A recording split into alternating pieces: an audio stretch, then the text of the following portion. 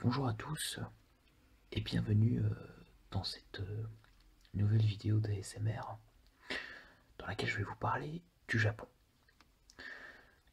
Alors je vais vous parler du Japon parce que c'est un pays très énigmatique par sa différence culturelle, architecturale et aussi par sa position dans le monde qui est plus ou moins à l'opposé de la nôtre. Alors le Japon, c'est un, c'est un pays dirigé par un empereur qui s'appelle l'empereur Akihito. Cela dit, c'est une monarchie constitutionnelle avec un Premier ministre, euh, qui est le chef du gouvernement. Alors, la, la plus grande ville euh, du, du Japon, c'est Tokyo. Et c'est aussi la capitale du Japon. Les habitants du Japon s'appellent les Japonais. Là, il n'y a pas de grande surprise. Et la langue, la langue officielle parlée au Japon est le japonais. Donc là non plus, il n'y a pas de grande surprise. Bon, parfois c'est pas aussi simple que cela, hein, mais là en tout cas, pour, euh, pour le Japon, ce n'est pas, il n'y a pas de surprise. Alors, le Japon est un pays qui fait plus ou moins la moitié de la taille de la France. C'est-à-dire que ce n'est pas gigantesque, mais ce n'est pas non plus tout petit.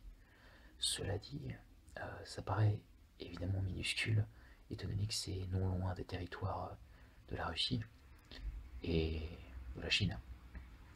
La Russie et la Chine étant deux très grands pays absolument immenses, forcément n'importe quel pays à côté paraît tout petit, mais ce n'est pas le cas. Donc voilà. C'est un pays qui, malgré sa taille, comprend quand même un peu plus de 127 millions d'habitants, ce qui est quand même énorme, et ça lui fait donc une densité de 349 habitants au kilomètre carré, ce qui est plus ou moins énorme quand même. Donc voilà. Alors les grandes villes connues, mais il y avait évidemment Tokyo, hein, qui est peuplé de 13,2 millions d'habitants, ce qui est énorme. Il y a Yokohama, peuplé à 3,6 millions d'habitants. Il y a notamment Osaka, qui est très connu. Il y a Kyoto aussi, Kawasaki et encore d'autres. Alors il y a aussi Hiroshima bien sûr qui est tristement célèbre donc pour le bombardement américain, des suites de Pearl Harbor. Donc voilà. Alors le Japon c'est un pays qui est, comme je vous l'ai dit, diamétralement opposé de notre culture. C'est pour ça que quand on voit des Japonais ici, ou même des Chinois, ou d'autres personnes venant de pays asiatiques, ils sont tout émerveillés devant des choses qui nous paraissent à nous très banales, mais qui pour eux sont totalement presque des attractions tellement c'est différent de ce qu'ils connaissent. Et c'est pareil pour nous quand on y va. Alors je ne suis jamais allé au Japon, donc je ne sais pas exactement ce que ça fait, mais je peux imaginer ce que ça fait au vu des photos et des différents reportages que j'ai pu voir sur le Japon. Me retrouver dans un pays où tout est absolument différent, que ce soit une gare, que ce soit un pub ou un bar, que ce soit les rues, que ce soit l'alphabet, que ce soit l'architecture, que ce soit même on va dire l'apparence physique donc des gens, tout est absolument différent et tout est nouveau. Et donc c'est un pays que j'adorerais visiter pour ça. Donc non, le Japon n'est pas connu que pour ses mangas, même si il est très connu pour ses mangas, effectivement. D'ailleurs, je lisais un manga japonais qui s'appelle Shaman King. Alors, c'est pas très connu, c'est connu uniquement des amateurs, des amateurs des mangas. Mais voilà, c'est pour la petite histoire. C'est mon premier rapport avec le Japon voilà, qui date un peu. Je lisais ça, j'étais jeune ado, donc ça date de quelques années quand même. Alors, euh, le Japon donc a une histoire un petit peu commune avec les États-Unis, euh, tout simplement pour cette fameuse attaque de Pearl Harbor. Alors Pearl Harbor, c'était une base, une base américaine située dans l'archipel d'Hawaï, qui maintenant est un État des États-Unis, hein. Donc Hawaï est devenu un État officiel des États-Unis d'Amérique. C'est-à-dire que quand vous êtes à Hawaï, vous êtes aux États-Unis d'Amérique, du coup. Et cette attaque date de 1941. Donc, cette, cette, cette attaque euh, donc, a vraiment engagé le Japon dans la deuxième, dans la deuxième guerre mondiale. Et ça a créé véritablement une guerre sans précédent entre le Japon et les États-Unis, d'où justement, comme je vous ai dit tout à l'heure, les bombardements d'Hiroshima. Et donc, forcément, c'était un drame, hein, un drame humain pour le Japon, et aussi un drame économique, bien sûr. Les États-Unis ont aussi légèrement modifié la constitution du Japon. C'est un pays qui est légèrement plus démocratique quand même depuis. Donc voilà, ça c'est pour le côté un petit peu historique et politique, même si je n'aime pas parler de politique, mais bon, c'est quand même important que je précise juste cette petite chose sur le Japon qui est totalement inhérente à son histoire, et pour pouvoir mieux comprendre ce pays. Alors, le Japon est évidemment très touché par les phénomènes sismiques, étant donné qu'il se situe sur quatre plaques tectoniques. Donc voilà, dès que ça bouge légèrement, le pays connaît des, des drames. Alors, des drames dus à des tremblements de terre, hein, on l'a vu, avec les fameux tsunamis. Je pense que c'était en 2011, si mes souvenirs sont bons. 2011 ou... Oui, 2011, je pense. Donc voilà, c'est il y a bientôt 4 ans du coup, mais voilà, je pense qu'on s'en souvient tous, même les plus jeunes, je pense, devraient pouvoir s'en souvenir. C'est aussi un pays qui est très volcanique. Alors, le volcan le plus connu, c'est le mont Unzen, je sais pas comment ça se prononce, ou Unzen. Euh, c'est un volcan qui fait 1500 mètres précisément d'altitude. Euh, donc c'est une belle taille pour un volcan, c'est ce qu'on appelle un volcan gris. Alors la différence entre le volcan gris et le volcan rouge, même si je ne vais pas faire un cours sur les volcans aujourd'hui, la différence entre un volcan rouge et un volcan gris, pour ceux qui ne le savent pas déjà, euh, c'est que le volcan rouge, c'est le cliché, on va dire, sur le volcan, savoir le volcan le plus connu, c'est-à-dire des coulées de lave. Des coulées de lave qui coulent donc très vite et qui ensevelissent, brûlent bien sûr, euh, tout ce qu'elles atteignent. En revanche, le volcan gris, et c'est le cas du mont Unzen, le volcan gris est un volcan qui ne projette pas de lave, il projette en fait ce qu'on appelle des nuées ardentes. C'est ces espèces de cheminées gigantesques de fumée qui sont projetées. Alors c'est de la fumée avec des débris volcaniques, etc. Je connais pas exactement la constitution des nuées ardentes, mais bon, voilà. Et ce sont donc des, de, de grandes projections de fumée à très très haute température. Alors, à de tellement haute température que les deux volcanologues très célèbres, qui étaient, je pense qu'ils étaient allemands, c'était ce couple, ils s'appelaient les Kraft, donc il y avait Katia et Maurice Kraft, qui chassaient les volcans, hein. Ils allaient capturer des images absolument saisissantes, etc. Et ils sont morts, euh, tués par une nuée ardente du mont Unzen, justement, c'était le 3 juin 1991.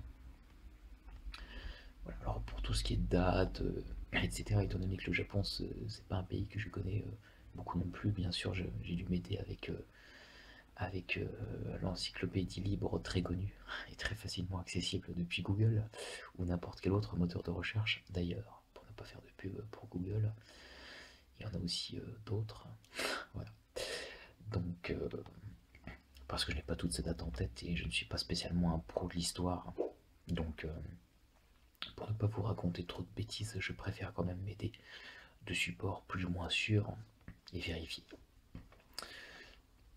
Alors, le mont Zen, je ne voulais pas préciser, mais il se situe sur une île, parce qu'en fait, le Japon, un petit peu comme, comme beaucoup d'îles, en fait, hein, ce n'est pas qu'une seule île, hein, c'est plusieurs petites îles. Alors, il y a une île plus ou moins principale et d'autres petites îles tout autour. Et là, ça se situe sur une île dans le sud du Japon, même presque dans l'ultra sud, en fait, du Japon. Alors, voilà. Maintenant, je vais vous parler un petit peu plus précisément, pardon, de la capitale du Japon et la ville principale, ce qui n'est pas toujours le cas, hein. Capitale ne veut pas toujours dire ville principale, mais dans ce cas-ci, c'est le cas. Et cette ville s'appelle Tokyo. Alors c'est dans la région de la ville de Tokyo, s'appelle Kanto. Je ne sais pas si ça se prononce comme ça, mais bon, peut-être que les pros du Japon vont pouvoir me corriger. Mais n'hésitez pas d'ailleurs si vous connaissez les prononciations exactes, etc. Voilà, n'hésitez pas. Et donc ça se situe sur l'île de Honshu, ou Honshu. Encore une fois, je ne sais pas exactement comment les U doivent se prononcer. Euh, donc c'est quand même assez énorme parce que Tokyo, la ville de Tokyo, a une densité de, selon ce fameux site d'encyclopédie gratuite sur internet, euh, Tokyo a une densité de 6118 habitants au kilomètre carré. Donc c'est quand même très important pour vous dire à quel point cette ville est très peuplée. Alors peut-être pas au point de certaines villes chinoises, je ne m'y connais pas assez, mais effectivement c'est assez énorme. Alors c'est une ville magnifique, hein. Enfin, c'est pas très typique de l'architecture japonaise, pour la simple et bonne raison que chaque ville, bien finalement toutes ces grandes, ces métropoles, même cette mégalopole, tout ce genre de grandes villes euh, sont finalement un petit peu dénaturées de l'endroit dans lequel elles se trouvent, pour la simple et bonne raison que c'est une ville, euh, ben, c'est très international, une ville. Je m'y perds un petit peu, mais c'est très international une ville. C'est voilà, c'est un côté, un côté très international et donc ça perd. Ce sont des grands immeubles, de grands gratte-ciel. Finalement, ça pourrait ressembler de loin comme ça si on montre pas, si on ne zoome pas sur la ville, ça pourrait ressembler à une grande ville américaine comme il y en a, comme il y en a tant en fait, hein. Voilà, c'est un petit peu le propre de toutes les très grandes villes. Elles se ressemblent un peu toutes, mais il y a quand même certains signes distinctifs de, de, du Japon. Donc voilà, c'est donc une ville qui est divisée en 4 sous-préfectures. Voilà, voilà. C'est et d'après encore cette encyclopédie gratuite sur internet, elle ferait état de 13 389 865 habitants précisément. Alors visiblement ça date du 1er décembre 2014. Ce recensement date du 1er décembre 2014. Donc c'est plus ou moins récent, donc je pense plus ou moins fiable. Voilà. Donc j'en ai fini. Alors je sais que ça peut paraître peut-être un peu court et un peu bref. Je, je ne me permettrai pas d'entrer plus dans les détails parce que c'est un pays que je ne connais pas personnellement. Ne l'ayant jamais visité, je n'en connais que ce que j'ai pu en lire sur internet et certains reportages que j'ai pu voir m'intéressant quand même un petit peu à ce pays. Mais bien sûr, je ne suis pas l'expert. Mais je voulais quand même commencer par un pays assez différent du nôtre pour commencer à vous parler de voyage et de destination.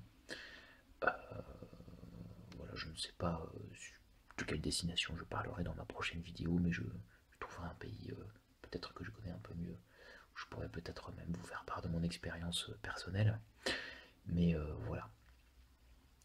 En attendant, j'espère que cette vidéo, outre le fait qu'elle n'ait pas été très, comment dire, très informative, et qu'elle ne vous aura pas appris énormément, en tout cas très peu de choses, j'espère quand même avoir réussi à vous relaxer parce que finalement c'est le but principal, le but premier des vidéos d'ASMR et donc mon but principal. N'hésitez pas à me donner des conseils, toujours, sur la façon de poser ma voix, sur le fait de chuchoter ou de parler tout simplement à voix basse ou de mélanger les deux, ce que j'essaie de faire. Ou tout simplement à me donner des idées pour peut-être des vidéos, des sujets de vidéos que vous aimeriez que je traite tout simplement. Voilà. Je vous souhaite une agréable journée si vous écoutiez cette vidéo pour vous relaxer durant l'après-midi, ou tout simplement une agréable soirée, ou une agréable nuit, si vous écoutiez cette vidéo afin de pouvoir vous endormir. Voilà.